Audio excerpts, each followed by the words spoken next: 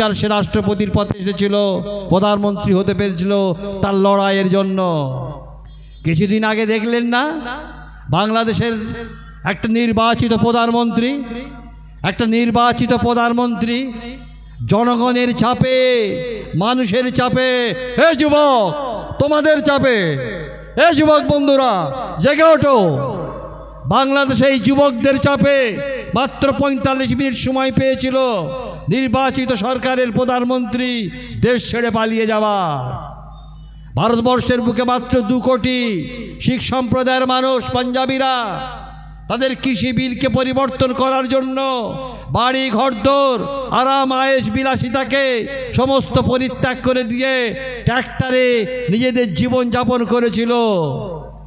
ওই দিল্লির সরকার সেদিন কিন্তু তাদের আইন পরিবর্তন করতে বাধ্য হয়েছিল। আজ যদি ২ কোটি পাঞ্জাবিরা শিখরা করতে পারে, আজ সারা ভারতবর্ষে ২৫ থেকে ৩০ কোটি মুসলমান তৈরি হয়ে গেছে, আল্লাহ বলনেওয়ালা মানুষ তৈরি হয়ে গেছে, রসুল বলনেওয়ালা মানুষ তৈরি হয়ে গেছে, খোদা প্রেমী মানুষ তৈরি হয়ে গেছে, শরীয়ত প্রেমী মানুষ তৈরি হয়েছে, হাদিস প্রেমী মানুষ তৈরি হয়েছে, কোরআন প্রেমী মানুষ তৈরি হয়েছে, দেশপ্রেমী তৈরি হয়েছে। আগামী দিনে এদের ক্ষমতাকে কেউ আটকাতে পারবে না। ওই দিল্লির মসনদ থেকে দেখবেন এই মানুষ, সমৃদ্ধ মানুষ, একদিন তাদেরকে ওই আরব সাগরে ছুঁড়ে ফেলে দিচ্ছে। শুধু চাই আমাদের মানসিকতা, লড়াই করার মানসিকতা। সে লড়াই হবে শান্তিপূর্ণ হবে, সে লড়াই হবে গণতান্ত্রিক পদ্ধতিতে, সে লড়াই হবে নিয়মতান্ত্রিক পদ্ধতিতে। আপনারা মনে করবেন কারণ লড়াই করছেন আল্লাহর সম্পত্তিকে বাঁচানোর জন্য।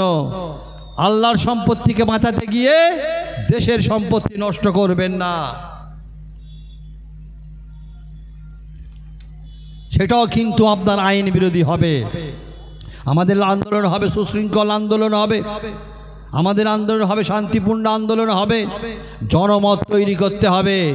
আমি এখানে যত অন্যান্য ব্যবসায়ী বন্ধুরা আছে, প্রশাসনের বন্ধুরা আছে, এ লড়াই প্রশাসনদের বিরুদ্ধে নয়, এ লড়াই পুলিশের বিরুদ্ধে নয়, এ লড়াই সরকারের বিরুদ্ধে নয়, এ লড়াই আমার এই পশ্চিমবঙ্গ সরকারের বিরুদ্ধে নয়, এ লড়াই কেন্দ্রীয় সরকারের বিরুদ্ধে যারা সাম্প্রদায়িকতার বিষ বুনতে চাইছে, যারা সাম্প্রদায়িকতার বিষ ছড়াতে চাইছে। এই সাম্প্রদায়িকতার বিষকে উপড়ে ফেলে দিয়ে ভারতবর্ষের মহান ঐতিহ্যের পরম্পরা, ভারতবর্ষের যে ধর্মনিরপেক্ষতার পরম্পরা, ভারতবর্ষের হিন্দু মুসলমানের সহাবস্থানের যে পরম্পরা, তার লড়াইয়ে নেমেছে এই ৩০ কোটি মুসলমান। বন্ধুগণ মনে রাখবেন, আগামী ২৬ তারিখে কলকাতার ব্রিগেড প্যারেড গ্রাউন্ডে সভা হচ্ছে। স্বাধীনতার পর এই প্রথম কোনো বিভিন্ন মুসলিম সংগঠন একত্রিত হয়ে মুসলিম পার্সোনাল ল বোর্ডের নেতৃত্বে ব্রিগেড প্যারেড গ্রাউন্ডে সভা হতে চলে যাচ্ছে। এ সভা হয়তো আপনারা জানছেন, সবাই জানছে মুসলমানদের সভা। এ সভা মুসলমানরা করছে, বিভিন্ন সংগঠন করছে। এটা যেমন সত্য কথা তেমন এটাই সত্য কথা।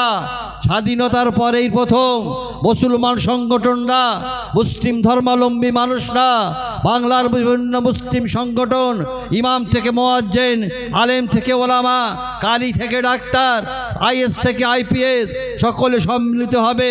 যে সম্মেলন করতে যাচ্ছে, যে সভা করতে যাচ্ছে, এ সভা শুধু মুসলমানদের বাঁচানোর সভা নয়, এ সভা দেশকে বাঁচানোর সভা, দেশকে বাঁচানোর সভা, দেশের সংবিধানকে বাঁচানোর সভা, দেশের ১৩০ কোটি মানুষকে বাঁচানোর সভা। সেই সভার নেতৃত্ব দিচ্ছে পশ্চিম বাংলার বিভিন্ন সংগঠনের নেতৃত্ববৃন্দ। আমি আপনাদেরকে অনুরোধ করব, আপনারা এখানে হাত তুলে শপথ করুন, আগামী ২৬ তারিখে আমরা একটা মানুষও বাড়ি থাকবো না, আমরা একটা মানুষও নিজের ঘরে থাকবো না। হাত তুলুন, হাত তুলে শপথ করুন। আগামী ২৬ তারিখে আমরা প্রত্যেককেই আমরা ব্রিগেড প্যারেড গ্রাউন্ডে উপস্থিত হব। যে নতুন ইতিহাস লেখা হবে, ওই দিন একটা নতুন ইতিহাস তৈরি হবে। ভারতবর্ষের বুকে নতুন ইতিহাসের জন্ম নেবে, যে ইতিহাস সারা পৃথিবী অধ্যয়ন করবে। আর সেই ইতিহাসের সাক্ষী হবেন আপনারা, ইতিহাসের সাক্ষী হবেন আপনারা। আগামী প্রজন্ম আপনাদেরকে দেখবে, আগামী প্রজন্ম আপনাদেরকে অধ্যয়ন করবে।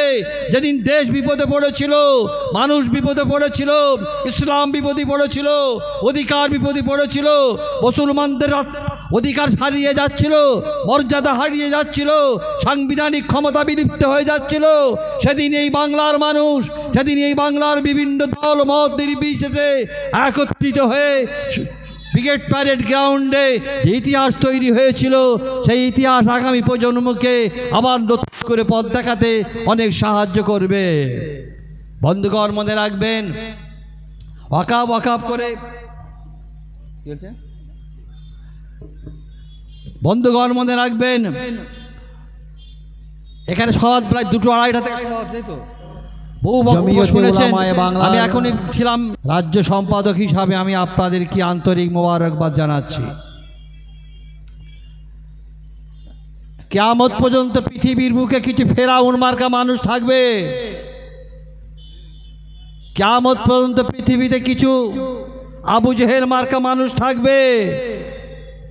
আর তাদেরকে শায়েস্ত করার জন্য এই 6 লেনে হাজার হাজার, সারা বাংলার বুকে কোটি কোটি, ভারতবর্ষের বুকে কোটি কোটি খোদা প্রেমী মানুষ তৈরি হয়ে গেছে, রসুল প্রেমী মানুষ তৈরি হয়ে গিয়েছে, দেশপ্রেমী মানুষ তৈরি হয়ে গিয়েছে, সংবিধান প্রেমী মানুষ তৈরি হয়ে গিয়েছে। ওই আবু জেহেল মার্কা, ফেরাউন মার্কা মানুষগুলোকে এরা ধুয়ে মুছে আগামী দিনে সাফ করে দিতে পারবে। সকলে বলুন ইনশাআল্লাহ।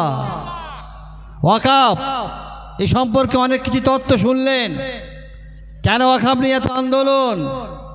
একটা সম্পত্তিকে ওয়াকাফ করা হয়, যিনি ওয়াকাফ করেন তার নাম ওয়াকিফ। আপনারা অনেকে ঘুরে চলে যাচ্ছেন, আরে আপনার বাপ যে কবরস্থানে শুয়ে আছে, দাদু যেখানে শুয়ে আছে, আগামী দিনে আপনি শুতে পারবেন কিনা, কবরস্থ হবে কিনা, তার প্রশ্ন তুলে দিয়েছে। এখনো জেগে ঘুমাবেন? কবে জেগে উঠবেন? সময় এসেছে জেগে উঠবার। ওয়াকিফ যখন সম্পত্তি যখন অফ করে দেওয়া হলো, যিনি অফ করলেন তার নাম ওয়াকিফ। আর ওয়াকিফ সম্পত্তির একটা গাইডলাইন দিয়ে দেয় যে আমার এই সম্পত্তি থেকে এই ব্যয় করা হবে। আর ওয়াকিফের ঘোষণাটাই, ওয়াকিফের নির্দেশনাটাই দেশের আইনে পরিণত হয়ে যায়, শরীয়তি আইনে পরিণত হয়ে যায়। এই নির্দেশনাকে পাল্টাবার ক্ষমতা আপনার আমার নয়, কোনো দেশের রাষ্ট্রনেতার নয়। এই আইনটা পাল্টাতে যাওয়ার জন্যেই সংবিধানে আঘাত করেছে। ওয়াকাফ সম্পত্তি থেকে গেলে হিন্দুদের কি লাভ? ওয়াকাফ সম্পত্তি চলে গেলে হিন্দুদের কি লস? তাও কেন আমরা বলছি, সব ধর্মের, সব বর্ণের, সব মতের, সব ভাষার, সব ভাবনার, সব চেতনার মানুষ একসঙ্গে হন। একটাই কারণ, ওয়াকাফের আইন পাল্টাতে গিয়ে বাবা সাহেবের লেখা সংবিধানকে পাল্টে দিতে চাইছে। আজ যে সমস্যায় আমরা পড়েছি, আগামী দিনে ভারতবর্ষের অন্য সম্প্রদায়ের মানুষ একই সমস্যার সম্মুখীন হবে। এই ভারতবর্ষে হিন্দু মুসলিম সম্প্রদায়ের মধ্যে যে ভ্রাতৃত্ব, যে ভালোবাসা, যে ঐক্য আছে, তাকে ফাটল ধরে দেবার চেষ্টা হচ্ছে শুধু ক্ষমতার লোভের জন্য। তাই আজ সারা ভারতবর্ষ কেঁপে উঠেছে, সারা পশ্চিম বাংলা জেগে উঠেছে। ভারতবর্ষের মানুষ, পশ্চিম বাংলার মানুষ জেগে ওঠার কারণ কিন্তু একটাই, মুসলমানের সম্পত্তি নষ্ট করতে গিয়ে, গর্ভস্থান নষ্ট করতে গিয়ে, মসজিদ নষ্ট করতে গিয়ে ভারতের সংবিধানকে শেষ করে দেওয়া হচ্ছে। কেন? অনেকেই আমাদের মধ্যে বলছে যে বিল পাস হয়েছে, বিল নিয়ে আলোচনা হয়েছে, আলোচনার পরে সেই বিলে রাষ্ট্রপতি সই হয়ে গেছে। যখন কোনো বিল লোকসভায় আলোচনার পর যখন রাষ্ট্রপতির কাছে পাঠানো হয়, রাষ্ট্রপতি যদি সিগনেচার করে দেন, সেটা আইনে পরিণত হয়ে যায়। আইন যখন পরিণত হয়ে গিয়েছে, তাহলে সে আইন পরিবর্তন হবে কি করে? পৃথিবীর ইতিহাস একটু উল্টে দেখবেন, পৃথিবীর ইতিহাস পাল্টে দেখবেন। সারা পৃথিবীতে অনেক আইন তৈরি হয়ে যাবার পরেও, আমার ভারতবর্ষেও অনেক আইন তৈরি হয়ে যাবার পরে মানুষের চাপে, জনগণের চাপে, মানুষের আন্দোলনের পরিপ্রেক্ষিতে, সংগ্রামের পরিপ্রেক্ষিতে সেই আইন কিন্তু আবার পরিবর্তন হয়েছে। দক্ষিণ আফ্রিকার নাম শুনেছেন একটা দেশ, যে দেশের প্রেসিডেন্ট নেলসন ম্যান্ডেলা, যে দীর্ঘদিন জেলে ছিল, তাকে ক্ষমতায় আসতে দিচ্ছিল না, কিন্তু তার লড়াই, ন্যায় নীতির জন্য লড়াই, দেশের জন্য লড়াই, দক্ষিণ আফ্রিকার মানুষ তার সঙ্গ দিয়েছিল। ইতিহাসকে সে